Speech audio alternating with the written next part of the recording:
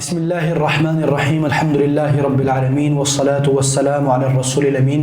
الحمدللہ آج سے ہم انشاءاللہ اپنے دروس تفسیر دوبارہ شروع کر رہے ہیں۔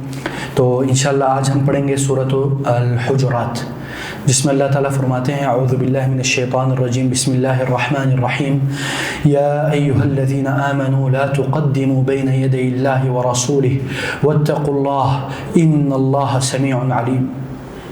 اے ایمان والوں، یا ایہا الذین آمنوا، اے ایمان والوں جنہوں نے ایمان قبول کیا ہے، لا تقدموا بین یدی اللہ ورسولہ، یعنی اللہ اور اللہ کے رسول کے آگے مت بڑھو، ان کے فرامین سے آگے مت جاؤ، واتقوا اللہ، اور اللہ سے ڈرتے رہو، ان اللہ سمیع علیم، اللہ تعالیٰ سب کچھ سننے والا ہے، اور علیم یعنی اللہ تعالیٰ سب کچھ جانتا ہے، ہی نو ایوری تھنگ، ہر چیز،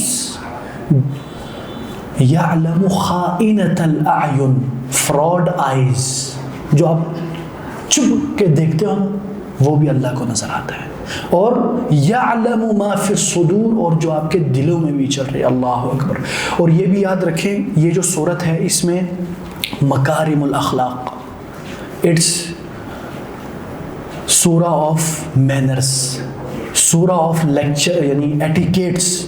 آج کل دیکھیں نا لوگ ویسٹرن کنٹریز میں ایٹیکیٹس اس طرح ہونا چاہیے، لیکن اس میں ایک منافقت کا ایک وہ ہوتا ہے، جیسے کہ کسٹمر سروس میں ہے یا ہوٹلنگ مینجمنٹ میں ہے، بناوٹی مسکراہٹ، یا کسٹمر سروس میں ہوتا ہے welcome sir how can I help you, ہاں، لیکن جیسے ہی بند کرتے اس کو گالیوں کی بوچھاڑ لگا دیتے۔ یہ ہے ویسٹرن منافقت، ہپوکریسی کی بنیاد پر ایٹیکیٹس۔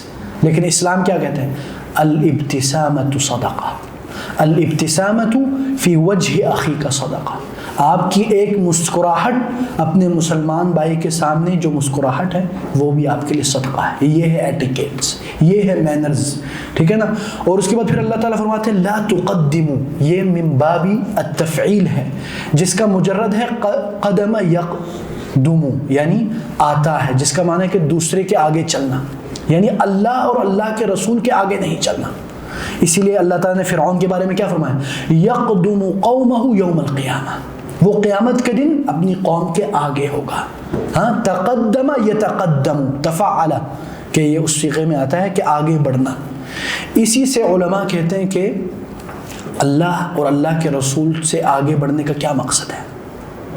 اس کا مقصد ہے حقیقتاً بھی اور میننگ میں بھی، معانی میں بھی۔ مثلا اللہ کا یہ فرمان ہے، اللہ نے یہ حکم دیا ہے آپ کو، یا اللہ کے رسول نے آپ کو یہ حکم دیا، لیکن آپ کیا کرتے ہیں؟ نہیں، میں یہ سوچتا ہوں، I think this is right, ہاں، مائی ریسرچ سے دس، ہاں، میرے ریسرچ کے مطابق یہ مانا ہے، لیکن اللہ کیا بول رہے ہیں؟ اس کا اپوزٹ بول رہے ہیں۔ سائنٹیفک ریسرچ نے یہ ثابت کیا، اللہ تعالیٰ بول رہے ہیں کہ اللہ نے اس آدم، جو بابا آدم ہے یا آدم علیہ السلام ہے، ان کی تخلیق کی اپنے ہاتھ سے، اور اس سے پہلے انسان نہیں تھا، اس سے پہلے ہیومن بینگ نہیں تھے۔ لیکن آج کل کی جو نیو ایتھیزم کے جو میسنجرز ہیں وہ کیا بولتے ہیں؟ بولتے ہیں ڈاروینزم کا جو تھیوری ہے، ہاں، کہ نعوذ باللہ پہلے ایک سپیشیز تھی، پھر اس طرح انسان کے اندر، ہاں، کیا بولتے ہیں، ایولیوشن آیا، ہاں، ارتقاء، جو نظریہ ارتقاء ہے۔ اب کچھ نام نہاد مسلمان بولتے نہیں یہ صحیح یار، سائنٹیفک ریسرچ نہیں، یہ بالکل بات درست نہیں، بلکہ سائنٹیفک ریئل ریسرچ آج بھی اس کو نہیں مانتی as a fact, it's just a theory, یہ ایک نظریہ ہے۔ نظریے اور حقائق میں فرق ہے، ایک چیز فیکٹ اس کو بولتے ہیں جو حقیقت ہے، 100% یقینی ہے، نظریہ اس کے بولتے ہیں جو تھیوری اس کو بولتے ہیں جو آپ ابھی ٹیسٹ ایبل ہے، ہاں، اور اس کا ابھی صحیح طریقے سے ٹیسٹ بھی نہیں کیا گیا۔ اور اس کے بعد یعنی یہ بھی یاد رکھیں کہ اللہ کے رسول کے فرامین کے بھی آگے نہیں جانا۔ کیوں؟ اللہ کے رسول کیا اپنی طرف سے کوئی بات بولتے؟ ما ينطق عن الهوى ان هو الا وحی یوحى، یعنی اللہ کے رسول جو بھی کہتے ہیں، جو بھی فرماتے ہیں، وہ اپنی طرف سے نہیں کہتے، بلکہ قرآن و حدیث کے مطابق، ٹھیک ہے نا۔ اور قرآن یعنی اللہ کے رسول جب بھی کچھ کہتے ہیں تو وہ وحی ہوتی ہے۔ ما اقول الا حقا، میں حق کہتا ہوں. مذاق میں بھی حق ہوتا ہے. اللہ اکبر. اور اس آیت میں ہمیں اللہ تعالیٰ جو ہمارے ایمان کے بنیادی آداب ہیں نا اس کے تقاضے بتا رہے ہیں. یعنی اسلام ہمیں سب سے پہلے اللہ کے ساتھ ادب, اللہ کے رسول کے ساتھ ادب, اور اللہ کے ادب میں سے ایک سب سے پہلا ادب کیا ہے؟ التوحید. توحید کے اوپر سب سے زیادہ یہ اصل ادب کا تقاضا ہے. جس نے تمہیں پیدا کیا, جس نے تمہیں کھلایا, جس نے تمہیں سب کچھ دیا, تم اس کو نہیں پکارتے اور ہر کسی کو پکارتے, اللہ کو نہیں پکارتے. یہ اللہ کے ساتھ ادب کا پہلا تقاضا ہے. اس کے بعد یہ بھی یاد رکھیں اللہ تعالیٰ کیا فرماتے ہیں؟ وَمَا كَانَ لِمُؤْمِنٍ وَلَا مُؤْمِنَةٍ إِذَا قَضَى اللَّهُ وَرَسُولُهُ أَمْرًا أَن يَكُونَ لَهُمُ الْخِيَرَةُ مِنْ أَمْرِهِمْ. اللہ اکبر. جب بھی اللہ اور اللہ کے رسول کوئی فیصلہ کریں تو آپ اس فیصلے سے آگے نہیں جا سکتے.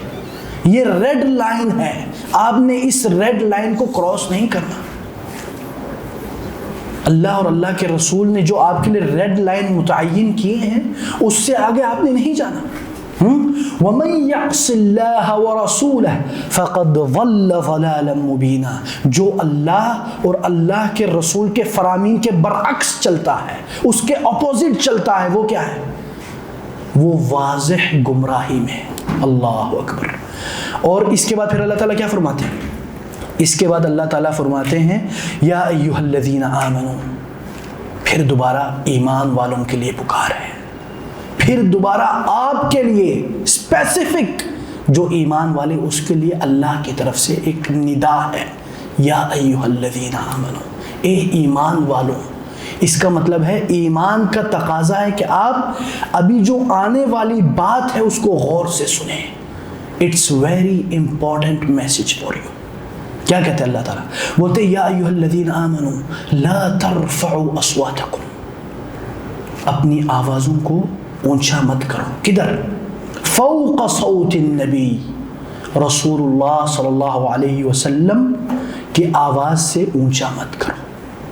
جب رسول اللہ صلی اللہ علیہ وسلم کے دربار میں آپ بیٹھے ہو تو رسول اللہ صلی اللہ علیہ وسلم کی آواز سے اپنی آواز اونچا کرنا یہ بے ادبی میں شمار ہوتا ہے, یہ ڈس ریسپیکٹفل میں شمار ہوتا ہے. اور اسی لیے ایک صحابی تھے جو اونچا بولتے تھے. جب یہ آیت نازل ہوئی وہ پریشان ہو گئے. وہ بولتے اللہ تعالیٰ نے مجھے کہا ہے, کیونکہ اس میں آخر میں ہے کہ ان کے اعمال باطل ہو گئے. تو وہ رو رہے ہیں, گڑ گڑا رہے ہیں. لیکن اللہ کے رسول کو جب پتہ چلا کہ وہ مرد مومن, وہ صحابی رسول یہ سمجھ رہا ہے, تو رسول اللہ صلی اللہ علیہ وسلم نے ان کو بلایا اور ان کو بتلایا نہیں, تم مقصود نہیں ہو. اللہ اکبر. اور اس میں یہ بھی ہے کہ لا ترفعوا اصواتکم فوق صوت النبی ولا تجہروا له بالقول. اور جب آپس میں بات کرو تو آواز دھیمی رکھو. حتیٰ کہ روایات میں تھے کہ حضرت ابو بکر رضی اللہ عنہ جب رسول اللہ صلی اللہ علیہ وسلم کے ساتھ گفتگو شنید کرتے تھے تو اس آیت کے نزول کے بعد اتنی پست آواز ہو گئی کہ ایسا لگتا تھا کہ وہ کیا بولتے اس کو ہم لوگ, سرگوشیاں کر رہے ہیں. اتنی, کیونکہ انہوں نے اس آداب کو ملاحظ رکھنا تھا نا, اس کو دیکھنا تھا. لیکن آج ہماری حالت دیکھیں, افسوس سے کہنا پڑتا ہے کہ آج ہم حقیقت میں بھی اور میننگ میں بھی یعنی معنی میں بھی ہم لوگ نعوذ باللہ اللہ کے رسول کی آواز اور ان کے فرامین سے آگے چلے جاتے ہیں. جب اللہ کے رسول کی ایک حدیث ہمارے تک پہنچتی ہے ہم بولتے نہیں میرا عقل یہ کہتا ہے, ہاں بولتے نہیں یہ میرے عقل میں نہیں گھس رہی. آپ کا عقل کیا ہے؟ ایک چھوٹا سا عقل اللہ نے آپ کو عطا کیا ہے اس قرآن اور اس حدیث کو سمجھنے کے لیے, نہ کہ اس کے سامنے کھڑے ہو جانے کے لیے. یہ عقل قرآن و حدیث کا کیا ہے؟ ایک خادم ہے, اور یہ عقل کے لیے بڑی شرف کی بات ہے. لیکن عقل کو قرآن و حدیث کے سامنے کھڑے کر کے حدیث کو رد کر دینا, آج کل بعض لوگ بولتے کہ یہ حدیث میرے دماغ میں نہیں گھسی اس لیے میں اس کو نہیں, یہ سائنٹیفک ریسرچ کے خلاف ہے. اس لیے مسئلہ کیا ہوتا ہے؟ اس میں دو بات یاد رکھیں. جب بھی انسان سمجھتا ہے کہ یہ حدیث عقل کے خلاف ہے, اس میں دو تین وجوہات ہیں. یا یاد رکھیے، یا تو وجہ یہ ہے کہ قرآن جو حدیث جو اس نے سمجھا ہے وہ غلط سمجھا ہے، یا وہ جو حدیث جس سے وہ سمجھ رہا ہے وہ حدیث ضعیف ہے، ٹھیک ہے، یا جو وہ سمجھ رہا ہے وہ اس وجہ سے سمجھ رہا ہے کیونکہ اس کا برین واش ہوا ہے، وہ سمجھتا ہے کہ یہ حدیث اس طرح ہے۔ اور ہم لوگ کا مسئلہ کیا ہے؟ ہم لوگ سمجھتے ہیں کہ بھائی صاحب میں عالم ہوں، میں ہر چیز جانتا ہوں، حالانکہ اس کو کچھ پتہ ہی نہیں ہوتا۔ کسی عالم سے ہم نہیں پوچھتے کہ مولانا صاحب یا مفتی صاحب اس کا کیا مطلب ہے۔ ہم کیا کرتے ہیں؟ یار وہ اورینٹلسٹ نے کیا کہا تھا، ہاں وہ میسنجر آف ایتھیزم ہاں رچرڈ ڈاکن نے کیا کہا ہے، یہ دیکھتے ہیں، یہ نہیں دیکھتے کہ اللہ کے رسول نے کیا کہا ہے۔ تو اس لیے ان چیزوں سے گریز کرنا چاہیے۔ اور اسی طرح اللہ کے رسول کے ادب میں سے ایک یہ ہے کہ دیکھیں الحمدللہ ہم لوگ کبھی کبھی ریئیکشن موڈ میں آ جاتے ہیں، مثلا جو نعت جو ہے یا حمد و ثنا ہے، ہاں یہ بیان بھی ایک ادب ہے، اس میں بھی ایک ادب ہونا چاہیے، لیکن کبھی کیا کرتے ہیں ہم اس میں مبالغہ کرتے ہیں، کبھی اس میں نعوذ باللہ اتنا مبالغہ کرتے ہیں کہ اللہ کے رسول کو اللہ کے مقام تک پہنچا دیتے ہیں۔ یہ بھی ایک انداز میں بے ادبی ہے۔ ادب کا کیا تقاضا ہے کہ آپ اللہ کے رسول کی جو ان کے جو حقیقی جو تعریف ہے یا ان کے بارے میں جو آپ نظم لکھنا چاہتے ہیں وہ لکھ سکتے ہیں، لیکن اس میں مبالغہ نہیں ہونا چاہیے، ٹھیک ہے۔ اور اسی طرح اللہ کے رسول کی بے ادبی میں سے کیا ہے کہ آپ اللہ کے رسول کے مقام پہ کچھ لوگوں کو کھڑا کر دیں۔ اسی لیے یہود و نصارہ کے بارے میں کیا آتا ہے؟ اتخذوا احبارهم ورهبانهم اربابا من دون اللہ، انہوں نے اپنے یہ جو پادریوں کو، اپنے جو کیا بولتے ہیں آج کل کیا بولتے ہیں پاپس کو کیا بنا دیا؟ خدا بنا دیا۔ اسی طرح ہمارے ماحول میں بھی کیا ہے آج کل، بعض لوگوں کو، بعض پرسنالٹیز کو ہاں خدا بنا دیا۔ کیسے؟ وہ ان چیزوں کو حلال کر دیتا ہے جو حرام ہے، اور ان چیزوں کو حرام کر دیتا ہے جو حلال ہے، اور ان چیزوں کو حلال کر دیتا ہے جو حرام ہے، ٹھیک ہے نا، اور جو حرام ہے اس کو حلال کر دیتا ہے۔ مثلا سب سے بڑا گناہ کیا ہے دنیا کا؟ شرک، ان الشرک لظلم عظیم، سب سے بڑا گناہ۔ لیکن کچھ نام نہاد پرسنالٹیز جو اپنے آپ کو بڑے بڑے ٹائٹل اور لیبل لگاتے ہیں، وہ شرک کی دعوت دیتے ہیں، وہ اپنے کو سجدہ کرواتے ہیں، لوگ اس کو سجدہ کر رہے ہیں، ہزاروں لوگ اس سے مانگ رہے ہیں کہ کیا بولتے ہیں کہ مجھے بیٹا دے دے۔ نعوذ باللہ، یہ کسی شخص کے ہاتھ میں نہیں ہے، یہ اللہ کے ہاتھ میں ہے۔ یَهَبُ لِمَن یَشَاءُ، ٹھیک ہے نا، اللہ تعالیٰ الواہب ہے۔ کسی کو بیٹا چاہیے، بیٹی چاہیے، اللہ سے مانگو۔ پیر فقیروں کو ہم نے خدا بنا دیا، نعوذ باللہ۔ ہاں، اور کیا بولتے ہیں آج کل؟ نعوذ باللہ بولتے ہیں ککڑ لے دے پتر دے۔ ہاں، اتنا آپ نے اللہ کو وہ کر دیا کہ یار آپ پیر فقیروں کے پاس جا کے یہ چیزیں کرتے۔ اللہ تعالیٰ کیا بولتا ہے؟ ادعونی استجب لکم، ڈائریکٹ مجھ سے مانگو میں تمہیں دوں گا۔ اللہ اکبر۔ اور لا تقدموا بین یدی اللہ ورسولہ پر مثلا امام طبری نے اپنی روایت کی ہے کہ حضرت ابن عباس رضی اللہ عنہ کہتے ہیں کہ لا تخالفوا الکتاب والسنہ، یعنی اللہ اور اللہ کے رسول سے آگے مت بڑھو۔ کیا مطلب ہے؟ یعنی کتاب و سنت سے آگے مت جاؤ۔ اور اسی طرح اس کے بعد اللہ تعالیٰ واتقوا اللہ، اللہ سے تقوی پرہیزگاری اختیار کرو۔ تقوی کا ہم کبھی ترجمہ کرتے ہیں ڈر، صرف ڈر نہیں۔ تقوی کا مطلب ہے کہ اللہ کے بارے میں یہ آپ کے اندر آ جائے کہ اللہ دیکھ رہا ہے، اللہ سن رہا ہے۔ اور تقوی کا یہ مطلب ہے کہ آپ سمجھیں آپ کے دل میں سے سارے لوگوں کا خوف ختم ہو جائے اور صرف اللہ کا خوف ہو۔ آپ یہ نہ کہیں کہ لوگ کیا کہیں گے، بلکہ آپ کہیں گے اللہ کیا کہے گا۔ آپ یہ نہیں کہیں گے لوگ سن رہے ہیں، بلکہ اللہ سن رہا ہے نہیں؟ اچھا جی، اس کے بعد اللہ تعالیٰ کیا فرماتے ہیں؟ اس کے بعد اللہ تعالیٰ فرماتے ہیں یا ایھا الذین آمنوا لا ترفعوا اصواتکم فوق صوت النبی ولا تجہروا له بالقول کجہر بعضکم لبعض، ایسے بات نہیں کرو رسول اللہ صلی اللہ علیہ وسلم کے ساتھ جیسے کہ تم آپس میں بات کرتے ہو۔ ہاں، جیسے کچھ لوگ نعوذ باللہ بے ادبی کرتے ہیں، بولتے ہیں اوے محمد، نعوذ باللہ، ایسا نہیں ہونا چاہیے. محمد میں کہو، محمد، لا لا لا، رسول اللہ صلی اللہ علیہ وسلم. اور جب آپ ایک آرام سے گئے، اور رسول صلی اللہ علیہ وسلم کے حقوق میں سے ایک حق یہ ہے کیا کہ جب بھی کوئی بندہ رسول اللہ صلی اللہ علیہ وسلم کہے تو آپ بھی صلی اللہ علیہ وسلم یہ درود بھیجنا چاہیے، ورنہ بڑی خطرناک وعید ہے. رسول اللہ صلی اللہ علیہ وسلم کیا کہتے ہیں؟ البخیل من ذکرت عنده فلم یصلی. وہ بندہ کنجوس ہے جس کے مجلس میں میرا ذکر ہو اور میرے پر درود نہ بھیجے. ہاں. اور اسی طرح ایک اور حدیث میں کئی بار اس کا ذکر کرتا رہتا ہوں، حدیث جبریل جو ہے، رسول صلی اللہ علیہ وسلم نے ایک بار کہا آمین. تو صحابہ نے بعد میں جب پوچھا، رسول صلی اللہ علیہ وسلم نے کہا میں نے 3 بار آمین کہا. اس میں سے ایک جو ہمارا پوائنٹ ہے کہ رسول صلی اللہ علیہ وسلم کہتے ہیں حضرت جبریل علیہ السلام نے کہا رغم انف رجل ذکرت عنده فلم يصلي فقلت آمین. یعنی سید الملائکہ بد دعا دے رہے ہیں اور سید الانبیاء اس کے اوپر آمین کہہ رہے ہیں. کیا ہے وہ دعا؟ کہ اس بندے کی ناک خاک آلود ہو جائے جس کے مجلس میں میرا ذکر ہو اور رسول اللہ صلی اللہ علیہ وسلم پر درود نہ بھیجے. اور ایک اور طریقہ ہے آج کل ہمارے کچھ رائٹرز یا آتھرز کا، وہ کیا کہتے ہیں؟ رسول اللہ کے بعد صاد لگا دیتے یا سلام لگا دیتے.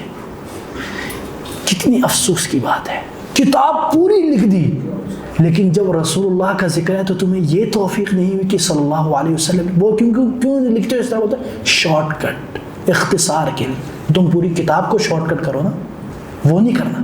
اپنی بات تو لکھنی ہے لیکن رسول اللہ پر صرف صلی اللہ علیہ وسلم لکھنے میں کنجوسی کرتے ہیں. ان جیسے لوگوں کو بارے میں، یہ لوگ اتنے کنجوس ہیں، مکھی چوس ہیں، سیاہی چوس ہیں کہ اپنے اس سیاہی سے صلی اللہ علیہ وسلم لکھنے میں کنجوسی کرتے. کیا لکھتے ہیں؟ صاد یا صلعم، نعوذ باللہ. اس لیے بعض علماء نے فتویٰ دیا ہے کہ اس طرح نہیں لکھنا، یہ حرام ہے، یہ ایک انداز میں بے ادبی ہے. اس لیے جب بھی ہم مثلا ہمارے جو مدارس میں یا اسکولوں میں جب ہم لکھتے ہیں تو آپ پورا لکھیں. اور اسی طرح انگلش میں جو پیس بی اپون ہم، وہ لکھیں. کیوں پی بی یو لگا دیتے ہیں؟ ادھر آ کے تمہارے سیاہی ختم ہو جاتی، ادھر آ کے تمہیں شارٹ کٹس یاد آتے ہیں، ادھر آ کے تم بولتے کہ میں جلدی میں ہوں. تو پہلے کیوں نہیں جلدی میں تھے؟ ٹھیک ہے نا. اچھا، اب اس کا کیا جزا و سزا ہوگا جو بندہ اللہ اور اللہ کے رسول کے ساتھ اس طرح کے نعوذ باللہ حرکتیں کرتے ہیں؟ ان تحبط اعمالکم وانتم لا تشعرون، کہ تمہارے سارے اعمال ضائع ہو جائیں اور تمہیں پتہ بھی نہ چلے. اسی لیے حدیث میں کیا آتا ہے کہ رسول صلی اللہ علیہ وسلم کے یعنی ابن ابی ملیکہ روایت کرتے ہیں، صحیح بخاری کی ہے، کہتے ہیں کہ کاد الخیران ان یہلکا. اللہ اکبر. ابا بکر و عمر رضی اللہ عنہ، یعنی کیا ہوا؟ یعنی بول رہے کہ یہ عنقریب تھا کہ جو ہمارے میں سے جو بہترین ہیں وہ ہلاک ہو جاتے ہیں. ابو بکر و عمر کیا ہوا تھا؟ وہ دونوں آپس میں، آخر انسان ہے نا. ہم صحابہ کے بارے میں ہمارا یہ عقیدہ ہے کہ وہ معصوم نہیں ہے، وہ انسان ہے. ٹھیک ہے، ان سے خطا ہو سکے لیکن ہم ان کے مرتبے اور ان کی عظمت کا اعتراف کرتے ہیں. ٹھیک ہے، کیا کاد الخیران ان یہلکا ابا بکر و عمر رفع اصواتهم عند النبی صلی اللہ علیہ وسلم. رسول اللہ صلی اللہ علیہ وسلم جب آئے تو ان کی آپس میں آواز اونچی ہو گئی. ہاں، جب بنی تمیم عام الوفود تھا، فتح مکہ کے بعد عام الوفود کہتے ہیں، سارے جو ڈیلیگیشنز ہیں نا باہر دوسرے شہروں سے آ رہے تھے، تو حضرت عمر اور ابو بکر میں یہ بات ہوئی کہ میں چاہتا ہوں کہ اس قبیلے کا بندہ ادھر سردار بنے. وہ حضرت عمر چاہتے تھے کہ وہ جو بنے. تو ان کی آپس میں تھوڑی بحث ہو گئی تو آواز اونچی ہو گئی. اور حتیٰ کہ حضرت ابو بکر عمر کو کہتے ہیں ما اردت الا خلافی، تم تو بس میرے خلاف کھڑے ہونا چاہتے ہو. اور عمر رضی اللہ عنہ کہتے ہیں ما اردت الا خلافی. یہ بخاری کی روایت. پھر اس میں کہتے ہیں فانزل اللہ، پھر یہ روایت، یہ آیت نازل ہوئی. یہ سبب النزول ہے کہ یہ آیت کیوں نازل ہوئی. یا ایھا الذین آمنوا لا ترفعوا اصواتکم، اے ایمان والو آواز اونچی مت کرو. اس کے بعد سے جیسے میں نے آپ لوگوں کو بتایا حضرت ابو بکر رضی اللہ عنہ سرگوشی میں رسول صلی اللہ علیہ وسلم سے بات کرنے لگے، ڈر گئے. تو دیکھیں نا، تو اس لیے ہم لوگوں کو بھی احتیاط کرتے کہیں ایسا نہ ہو کہ ہماری حرکتوں کی وجہ سے ہمیں پتہ بھی نہ چلے اور ہم جو سمجھتے ہیں ہمارا اتنا بڑا پہاڑوں جیسا اعمال ہے وہ سب ختم ہو جائے. ہاں، ہم روضہ رسول میں جا کے آوازوں کو اونچا کریں اور چلائیں چیخیں نعوذ باللہ. یہ کدھر کا طریقہ ہے؟ آواز پست رکھے، عاجزی و انکساری دکھائیں رسول اللہ صلی اللہ علیہ وسلم اور اللہ کے دربار میں. اور اس کے بعد پھر اللہ تعالیٰ فرماتے ہیں ان الذین یغضون اصواتهم عند رسول اللہ، اور جو لوگ اپنی آواز نیچے رکھتے ہیں ان کے لیے کیا ثواب ہے. پہلے آ گیا عقاب، سزا، اب آپ کو ریوارڈز کی بات کی جا رہی ہے کہ جو بندہ اپنی آواز اور اپنے آپ کو اللہ اور اللہ کے رسول کے انڈر میں رکھتا ہے اس کا کیا ہے. اس کے بارے میں اللہ تعالیٰ فرماتے ہیں اولئک الذین امتحن اللہ قلوبہم للتقوی لہم مغفرہ واجر عظیم. اللہ اکبر. بے شک اللہ نے ان کے دلوں کو ایک آزمائش، ایک امتحان سے گزارا ہے. کیوں؟ یہ کیسی آزمائش ہے؟ آزمائش اس طرح ہے، آپ کی لسٹ، آپ کی ڈیزائر، آپ کی شہوت، آپ کی جو نفس ہے وہ کچھ اور چاہتی ہے اور اللہ کا رسول کچھ اور چاہتا ہے. یہ ہے اصل امتحان کہ آپ کس کو چوائس کرتے، کس کو چنتے ہو، اپنے نفس کو، اپنی نفس کی پوجا کرتے ہو یا اللہ کی پوجا کرتے ہو. آپ اپنے نفس کو بولتے ہو اے نفس میں تیری پوجا نہیں کرتا، اور اللہ کے رسول کے فرامین کے ماتحت ہو جاتا. تو بے شک یہ بڑا ایگزام ہے، اور اس میں جو کامیاب ہو گیا اس کے لیے کیا ہے؟ لہم مغفرہ، ان کے لیے مغفرت ہے، وَأَجْرٌ عَظِيمٌ، اور بڑا عظیم اجر ہے. اللہ اکبر. یعنی آپ کے جو گناہ ہیں نا وہ ختم ہو جائیں گے، اور آپ کے جو اجور ہے، جو ثواب ہے، جو ریوارڈ ہے وہ بہت زیادہ ملے گا. کیا آپ نہیں چاہتے کہ اللہ آپ کو معاف کر لے؟ ہر کوئی چاہتا ہے، ہر کوئی چاہتا ہے. 20 بار کہہ چکا ہوں، ہر کوئی چاہتا ہے، لیکن عمل کرنے والا کہاں ہے نہیں محسن بھائی؟ ہاں، تو اللہ تعالیٰ ہم سب کو توفیق دے کہ ہم عمل کریں. باتیں تو ہر کوئی کرتا ہے، ہاں ماشاءاللہ کیا بات ہے، لیکن عمل کرنے والے کہاں ہیں؟ ٹھیک. اس کے بعد پھر اللہ تعالیٰ فرماتے ہیں ان الذین ینادونک من وراء الحجرات اکثرهم لا یعقلون. جو تمہیں، ہاں تمہارے جو حجرات ہیں، حجرات کس کو بولتے ہیں؟ یعنی جو جیسے روم نما 4 دیواری ہے نا اس کو بولتے ہیں حجرہ. اس لیے رسول صلی اللہ علیہ وسلم کے حجرات تھے مسجد نبوی میں، حجرت عائشہ، حجرت خدیجہ، یعنی حجرت ام سلمہ، حجرت حفصہ، اس طرح کر کے آج بھی موجود ہے ادھر. اسی طرح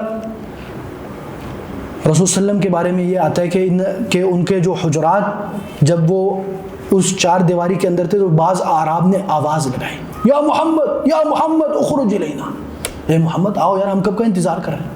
تو اب اللہ تعالیٰ نے ان کے لیے یہ ایک سبق، ان الذین ینادونک من وراء الحجرات اکثرهم لا یعقلون. جو تم کو آوازیں کس رہے ہیں وہ کیا ہے؟ ان میں سے اکثریت لا یعقلون، لا عقل ہے، بے عقل ہے، ان کی عقل میں کمی ہے. اس کا مطلب ہوا عقل اور ادب کا کیا ہے؟ کنیکشن ہے، دونوں لازم و ملزوم ہیں. جو اپنے آپ کو کہتے ہیں نا میں سب سے بڑا عقل مند ہوں اور بے ادب ہو تو وہ حقیقت میں بے عقل ہے.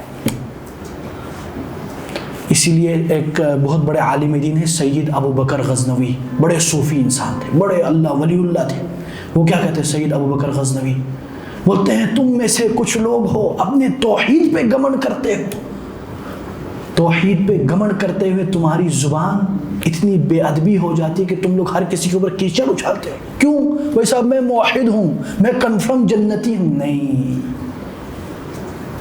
اسی لیے یعنی ایک اور ہے سید ابو بکر غزنوی کے بارے میں ایک اور ہوا ہے کہ وہ ہر وقت یہ کہتے تھے کہ آپ لوگ کو یہ بھی نصیحت ہے کہ ایک اللہ کے ادب میں سے ایک ادب یہ ہے کہ اخلاص. ابھی مجھے یاد آیا کیونکہ ان کی ایک کتاب ہے، بڑی خوبصورت کتاب ہے، با ادب با نصیب، بڑی بہترین، آپ سب کو پڑھنی چاہیے، سید ابو بکر غزنوی کی. اس میں نہیں، ان کا ایک اور خطبہ ہے، اس میں وہ کہتے ہیں کہ اللہ کے ادب میں سے ایک ادب ہے اخلاص، کہ آپ جو بھی عمل کریں وہ اللہ کے لیے کریں. دکھاوے اور شہرت، ریاکاری، ہاں اس کے لیے نہیں. اس لیے بولتے ہیں ہر وقت تمہاری زبان میں یہ ایک کلمہ ہونا چاہیے، کیا؟ الہی انت مقصودی و رضا کا مطلوبی. یا اللہ تو ہی مقصود ہے، تیری رضا مطلوب ہے. یہ ہر وقت چلنا چاہیے. آپ کے دل میں روزانہ یہ ہونا چاہیے کہ یا اللہ آج میں جو کرنے جا رہا ہوں تیرے لیے کر رہا ہوں. یہ اللہ کے ادب میں سے ایک ادب ہے. اور اسی طرح یعنی اللہ کے رسول کے ادب میں سے ایک ادب، جیسے میں نے آپ لوگوں کو بتایا کہ ادب کے ساتھ ان کو پکارا جائے، ان کو بے ادبی سے نہ بلایا جائے، ٹھیک ہے نا. اور عقل اور ادب کا بہت زیادہ لازم و ملزوم ایک طریقے سے اس میں تعلق ہے. اور اس کے بعد پھر اللہ تعالیٰ فرماتے ہیں وَلَوْ أَنَّهُمْ صَبَرُوا، کہ اگر وہ لوگ تھوڑا انتظار کر لیتے، تھوڑا سا، ہاں، حَتَّى تَخْرُجَ إِلَيْهِمْ، حتیٰ کہ آپ باہر نکلتے، لَكَانَ خَيْرًا لَهُمْ، بے شک ان کے لیے اس میں بہتری ہوتی. اللہ، صبر، اس کا مطلب ہوا ادب، صبر، عقل، یہ سب ایک ساتھ ہے. رمضان میں مثلا، رمضان ہم بولتے ہیں نا شہر الصبر، شہر الصیام، لیکن ہم کتنے بے ادب ہو جاتے ہیں رمضان میں. ایسا لگتا ہے ہمارے پر کوئی بوجھ آیا ہوا ہے، ہاں، اور منہ پہ کوئی مسکراہٹ نہیں، ہلکا سا کوئی دوسرے کو ٹچ کرے غصہ، لڑائی کرنے کے لیے تیار نہیں. تقوی صبر کی طرف لے جاتا ہے، صبر ادب کی طرف لے جاتا ہے. جب آپ کا ادب نہ ہو تو اس کا مطلب صبر بھی نہیں اور تقوی میں بھی کمی ہے. تقوی صرف حرکات اور باتوں کا نام نہیں ہے، آپ کے جو ایٹیکیٹس ہیں نا، جو مینرز ہیں، اس کے اوپر بھی اس کا اثر پڑتا ہے. وَلَوْ أَنَّهُمْ صَبَرُوا حَتَّى تَخْرُجَ إِلَيْهِمْ، اگر وہ لوگ صبر کرتے جب تک آپ نکل رہے، لَكَانَ خَيْرًا لَهُمْ، بے شک ان کے لیے کیا ہوتا، اس میں بہتری ہوتا. پھر کیا اس کے بعد اللہ تعالیٰ ہوتے وَاللَّهُ غَفُورٌ رَحِيمٌ، بے شک اللہ تعالیٰ کیا ہے، بڑے غفور الرحیم، مغفرت کرنے والے، بخشنہار ہیں. اللہ اکبر. کبھی اللہ سے آپ دعا کریں، اللہ، یا اللہ انت غفور الرحیم اغفر لی ذنبی، اللہ کی قسم آپ دل سے یہ دعا کریں اللہ آپ کو معاف کر دے گا. لیکن دل سے ہم کہاں کرتے ہیں؟ یا ایھا الذین آمنوا. اس کے بعد ابھی آگے تھے ادب مع اللہ، ادب مع الرسول، اللہ کے ساتھ ادب، اللہ کے رسول کے ساتھ ادب. اب ایک ہے الادب مع المؤمنین مع اخبارہم، یعنی مومنوں اور ان کے اخباروں کے ساتھ، جو خبریں لاتے ہیں اس کے ساتھ کیا ادب ہے.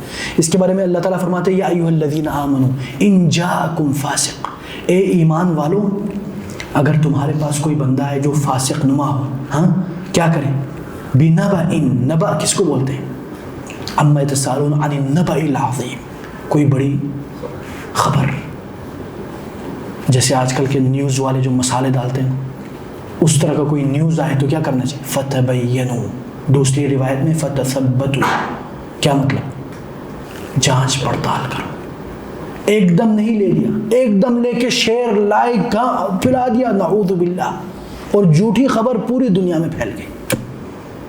ان تصیبوا قوما بجہالہ فتصبحوا علی ما فعلتم نادمین. کہیں ایسا نہ ہو کہ تم اس جھوٹی خبر کو پھیلاؤ اور ان لوگوں کے لیے یہ اذیت ناک ہو جن لوگوں کے بارے میں آپ نے پھیلائی ہے.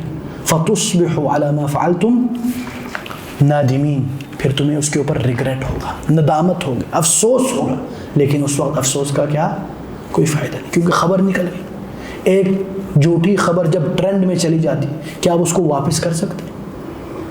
اس لیے جب بھی آپ کے پاس کوئی حدیث آئے، کوئی خبر آئے، آپ نے ایک دم اس کو فارورڈ کاپی پیسٹ نہیں کرنا.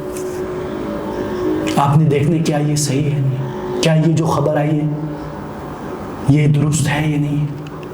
اور اس پہ تو ہم لوگ وہ دیکھنے سے پہلے ہی تبصرہ شروع کر دیتے ہیں.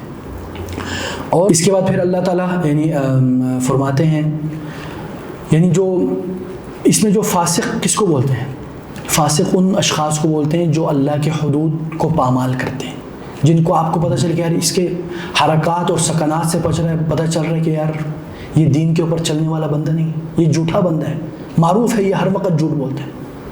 ابھی ہمارے نیوز دیکھیں نا، ان کو تو ویسا مسالہ چاہیے، مسالہ، آگ لگاؤ، لڑائیاں کرواؤ اور اپنے جو ویوز بڑھاؤ، ہے نہیں. اور ہم ان خبروں کی وجہ سے ہمارے پورے معاشرے میں بربادی آ رہی ہے. کبھی آپ نے پازیٹیو خبر سنی ہمارے نیوز میں؟ ہر وقت نیگیٹو بری خبریں، واللہ. اس لیے تو میں تو کہتا ہوں یار نیوز دیکھنے ہی نہیں چاہیے، پتہ ہی نہ چلے، خلی ولی. جو بڑی اہم ہوگی وہ آپ کو کوئی بتا دے گا، سچ میں. اس سے بڑا ابھی مثلا جو کورونا ہوا تھا، اور وہ سمجھنے کہ بھائی صاحب کنفرم یہ لگے گا آپ کو، اور توکل کی اس میں کوئی شک نہیں. کورونا ایک بیماری ہے, ایک مرض ہے, اس میں کوئی شک نہیں. اللہ نے سبب پیدا کیا ہے بیمار, اس میں کوئی شک نہیں. لیکن اس کو اتنا ہائپ کریٹ کرنا, اور کیا بولتے ہیں کورونا سے ڈرنا نہیں, ہاں لڑنا ہے. تم کون ہوتے ہو لڑنا تو کب کا تم بچ گئے ہوتے. ایک انداز میں آپ چیلنجنگ کر رہے ہو. اب جو بچے دیکھتے ہیں ان کے دماغ میں کیا, اس کا مطلب ہے کہ یار بیماری کو میں خود اپنے پاور سے روک سکتا ہوں. اس میں کوئی اللہ کا ایلیمنٹ شامل ہی نہیں ہے نہیں. یہ جو کورونا اور اس جیسے جو ڈیزیز ہے, اس سے ہم اللہ کی طرف رجوع کرنے کے بجائے نعوذ باللہ لوگ کدھر چلے گئے. دیکھیں اس کورونا سے ہم نے کیا سیکھا؟ کیا یہ سیکھا کہ ہم اللہ کی طرف لوٹ کے چلے گئے یا نہیں لوٹے؟ بہت افسوس سے کہنا پڑتا ہے کہ ہم لوگوں نے بہت کم سیکھا. حالانکہ اس طرح کے مصیبت آنے سے انسان اللہ کی طرف چلے جاتا ہے, لیکن ہم لوگوں نے بہت کم سیکھا کورونا سے. کورونا ہمیں سبق سکھلانے آئی تھی, لیکن ہم لوگوں نے سبق کو جھٹلا دیا. المہم احتیاط ضرور رکھنا چاہیے, اس میں کوئی شک نہیں. اچھا جی, اس کے بعد پھر اللہ تعالیٰ فرماتے ہیں یا ایھا الذین آمنوا, اے ایمان والو. دیکھیں یہ بار بار ایمان ایمان, اس سب سے زیادہ اگر کسی صورت میں یا ایھا الذین آمنوا آئے نا تو وہ سورۃ الحجرات میں 15-18 سے زیادہ مرتبہ. ٹھیک ہے نا. پھر اس میں اللہ تعالیٰ کیا فرما رہے ہیں, وَاعْلَمُوا أَنَّ فِيكُمْ رَسُولَ اللَّهِ لَوْ يُطِيعُكُمْ فِي كَثِيرٍ مِّنَ الْأَمْرِ لَعَنِتُّمْ وَلَكِنَّ اللَّهَ حَبَّبَ إِلَيْكُمُ الْإِيمَانَ وَكَرَّهَ إِلَيْكُمُ وَزَيَّنَهُ فِي قُلُوبِكُمْ وَكَرَّهَ إِلَيْكُمُ الْكُفْرَ وَالْفُسُوقَ وَالْعِصْيَانَ أُولَٰئِكَ هُمُ الرَّاشِدُونَ. اللہ اکبر. جان لیجیے ان فیکم رسول اللہ, کہ تمہارے بیچ میں کیا ایک رسول اللہ صلی اللہ. اگر وہ تمہاری جو اکثر باتوں میں آ جاتا تو کیا ہوتا, لعنتم, تو تم مشکل میں پڑ جاتے.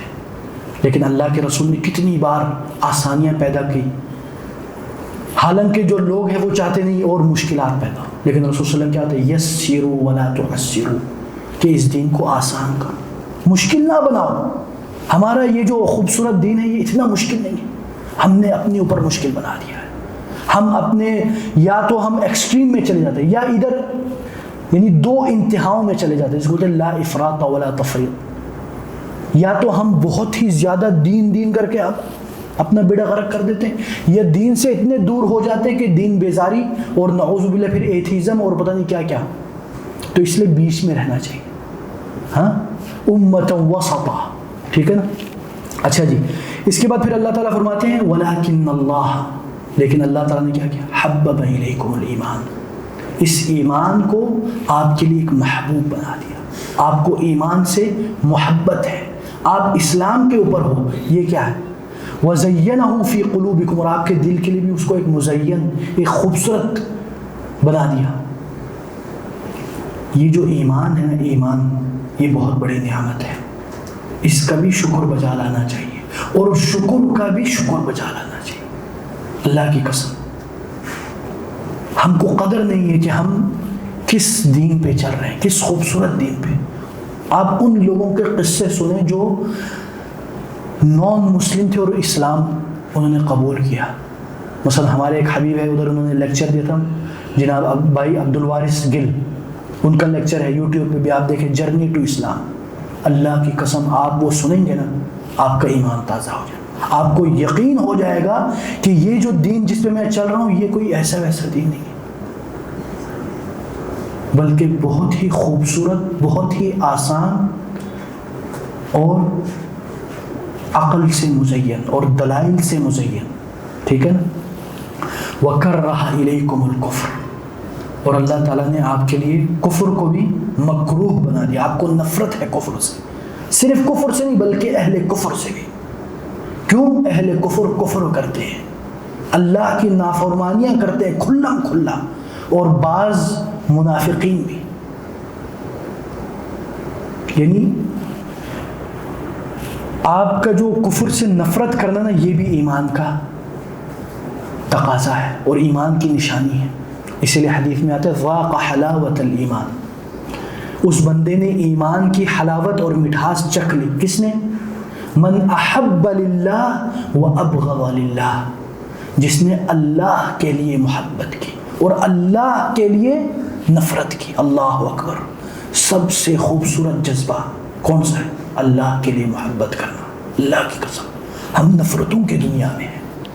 اگر ہم محبت کرنا سیکھ لینا اللہ کے لیے، اوئے ہوئے اللہ کے لیے آپ سفر کریں، اس بندے کی محبت میں آپ ادھر سے 100 کلومیٹر جائیں، ہاں، اور اللہ کی محبت میں آپ ادھر سے لاکھوں خرچ کر کے عمرہ حج کے لے جائیں. آئے ہائے ہائے. اسی لیے بعض علماء کہتے تھے کہ مجالس الاحباب مجالس الجنہ تزیل الہموم والغموم.